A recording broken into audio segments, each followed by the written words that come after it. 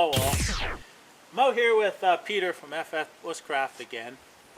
We're actually got the Canadian Military Sleep System, and we're just going to bivy camp tonight. No shelters or anything, just going to take it out and throw it on the ground wherever we feel we want to lay our heads, kind of thing. But he's had experience in using this in the military. I've never been in the military, so I'm going to let him go over this sleep system and a couple things that they used to do with it. So you know, let it go over to Pete. All right, friends, we're back. So, starting with the military sleep system, as I mentioned before in the last video, if you've seen that or not, but I'll go over it now. We've got the valise that turns out and holds the whole entire sleep system. So we're just gonna undo the straps, the compression. Take out the top.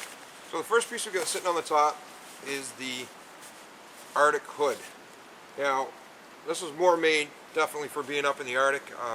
Like myself, I served 6 months up in Fox, Maine, the Star Wars satellite base. 124 kilometers roughly southeast of the North Pole. But it works. You got your straps on the bottom of it. You actually turn around and sit, put your arms in, turn around and pop the hood on. It's got a Velcro here, so you can turn around and Velcro it up. Now, when I pull the bag out and I'll show you, what it does is that when you're in the bivvy as well, in the sleeping bag, you can actually turn it around and there's a spot on it, and I'll show you can cinch it up so you're laying down, then your head's totally covered, you're off the cold. And then this part here, being with the straps, just keeps it so it's not going to turn around and move around on, you know, if you're like I am, you're a toss and turner. It wasn't meant to be pretty. Yeah, it wasn't meant to be pretty at all.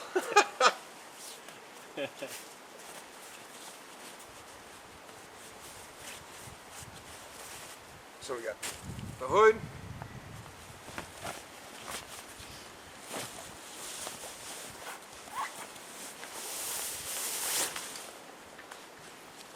Now, as I mentioned before, with the valise, the nice things with these two is they were designed to be that, you know, if you're in a survival situation or if you needed water or whatever, you can actually turn around and use the valise as a water bucket.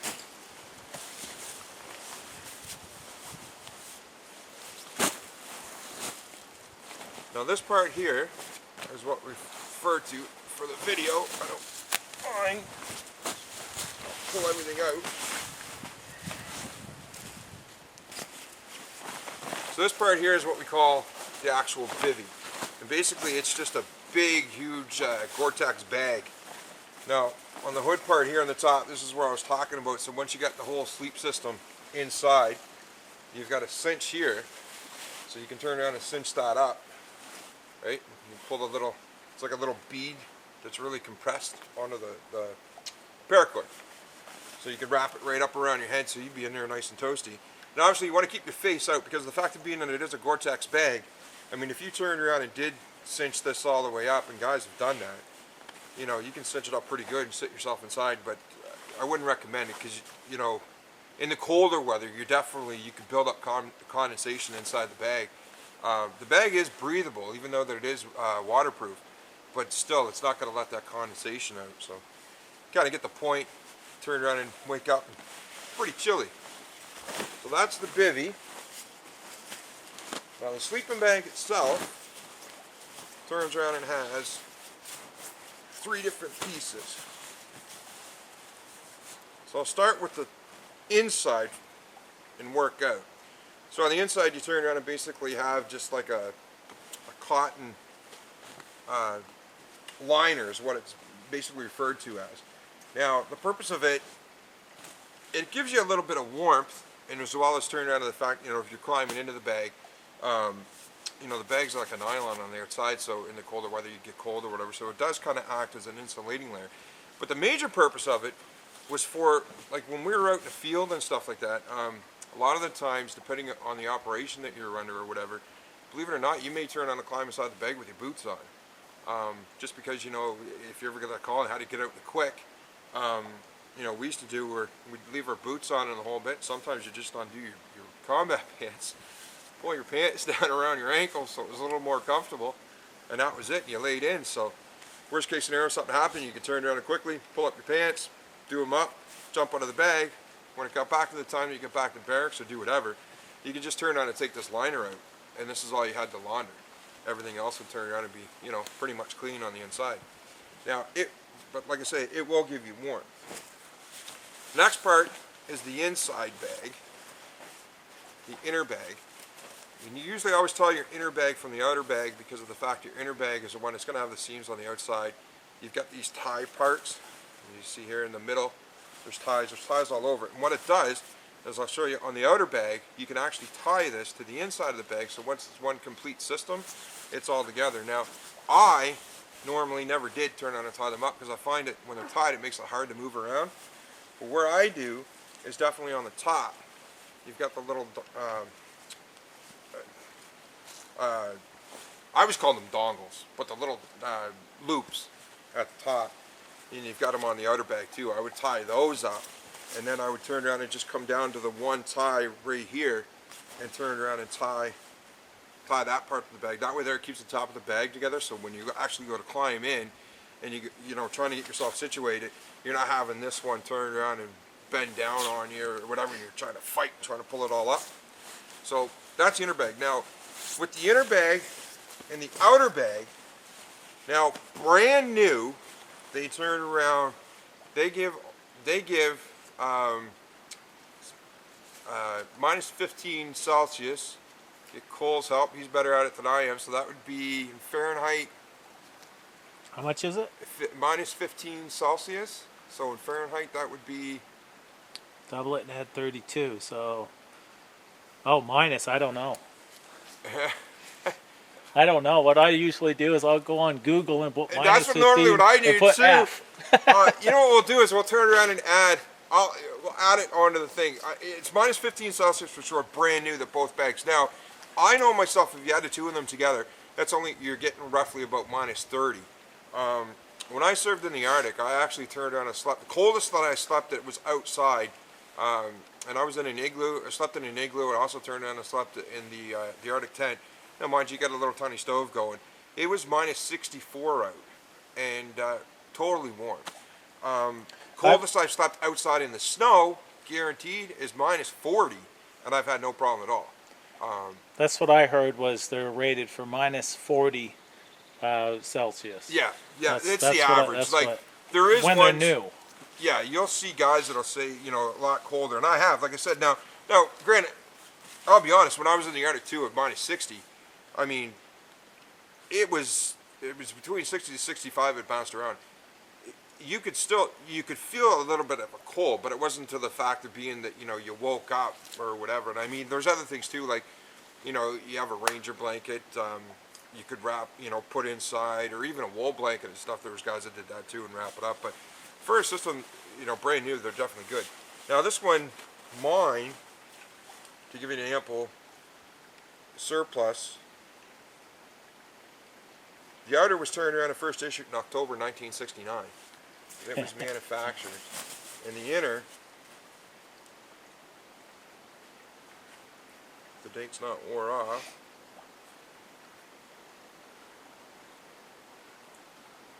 Which it looks like it is.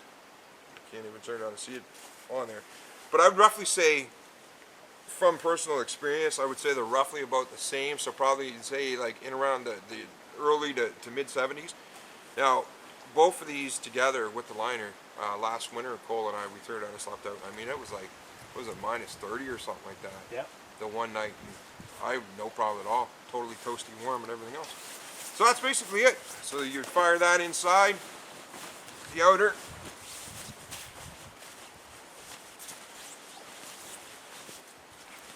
And they're basically the same bag, besides one has the ties, and you know, so they're both the same thickness. Oh yeah, exactly. Yeah. The outer and the inner are identical. The only difference is, yeah, exactly like you say, is that the inner obviously turns on and has the ties to tie to the inside, where, as you can see, the outer bag, it has no ties on the outside at all. And then that would just all go together like that. Like I said, I would turn around and line up the zippers here with the the tabs and just turn around and tie those, and then I'd reach inside and just tie that first strap right here, and then there's another one right in the bottom of it. Tie that. That's going to keep it, like I say, if you got to climb into the bag, you know, when you're climbing into the bag, this one's not pulling down on you, and then you're in there trying to fight to get it up. And then obviously throw this inside the Gore-Tex, and that's it. Now, the other thing I'll mention real quick, last thing with these bags, anybody that may have one, or if they find out it's not, you know, holding the heat or whatever, that's something I've heard a lot of too, and a lot of people talk about that. The biggest thing with these bags, especially the Canadian bags, I know for sure. The American ones, like I say, I know they're pretty much the same, but I can't say for sure because I've never turned around and used one. But on the Canadian one, they are down fill.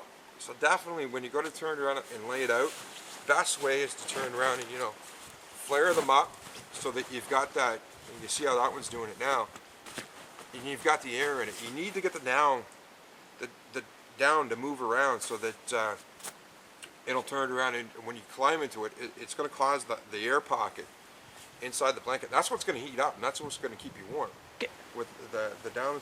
Okay, this is what I like about bivvy camping. I've had a bivvy now for a few years and been using it and stuff. I've went out a few times on different camps, but this is what I love. You don't need a shelter. You take your bivvy bag, your sleeping bag inside, and you just flop it on the ground. That's it, and that's your shelter. That's his, you know, that's what I love about a bivvy bag. And like I said, I've never actually, you know, there is a trick to get in and out of them, and I've seen different videos where they showed, and I'm just kind of curious. We're gonna watch Pete here, how he gets in and out of his. If he, you know, it might be hilarious. So, go ahead, Pete. Okay. So just for this, I'm going to take off my boots. Just because the boots that I have on are a little bigger than, you know, a normal combat pair of boots. That's the thing right there, where it's like a big, you know, just tube. Yeah, yeah. It was. So there. So I'd be sitting so that I got the bag. So I got the inner and the outer is on this side of my leg, and easily just lift it up, slide my legs in. Then I would turn around and scoop my butt down a little bit. And now I would have turned away, but what I'm going to do is I'm going to turn away and I'm going to put my elbow. I'm going to put my elbow down in the middle of the bag where I want it, so the zipper's on this side, and then I'll just push myself in. So that kind of keeps it in line. Yeah. So yeah, that plants it down, so your bag's going to stay. My elbow's down. Cool. Scoot in. Now I can turn around and position myself. You can't see because the Gore-Tex bag's in the way, but if I pull it down, you can see the bag's right on top of me the way it is, because this one, the zipper goes on the side. And if I turn, there's my elbow, like I said, underneath me, the inner, there's the outer, here's the hood. So, reach over, grab the string. I mean, I'm already in the bag.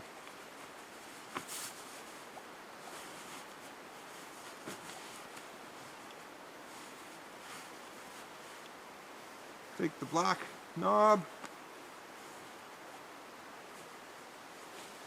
pull it down, and there it is.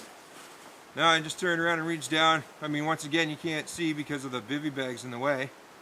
But grab the zipper. The zipper I turn around and got a small little piece of paracord.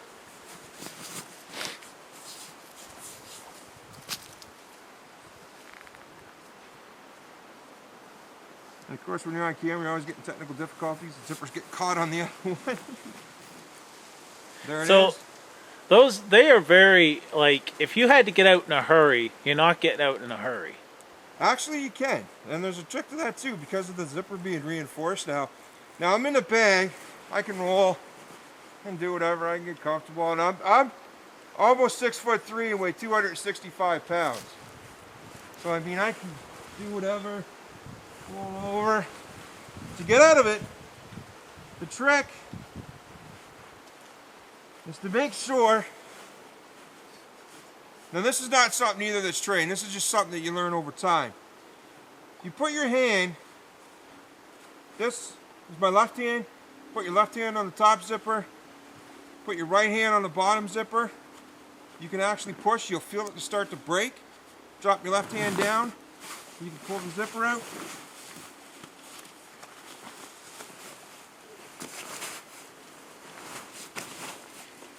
And like I said, mine, I was a lot younger.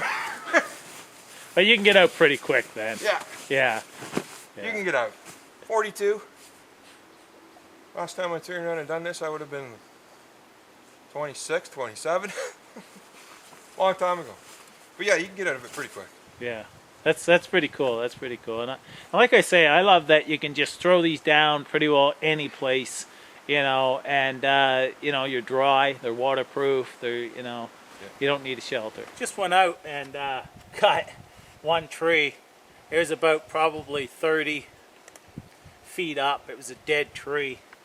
And got Peter, he whacked a nice wedge in the front, and with his hatchet, then I used my 24-inch Trailblazer saw from our resourceful redneck and brought it down. It's pretty cool. So now what we're doing is batoning and cutting it up some, but I love the 52M. I mean, even just taking branches off and so on, trimming branches off, and I mean, this thing here does everything I need. It's one of my favorite knives, tell you the truth. But that there was a 4-inch piece of wood, and that just batons that, no problem. We got to cut this up. We're going to get a fire going and just chill out around the fire for a while.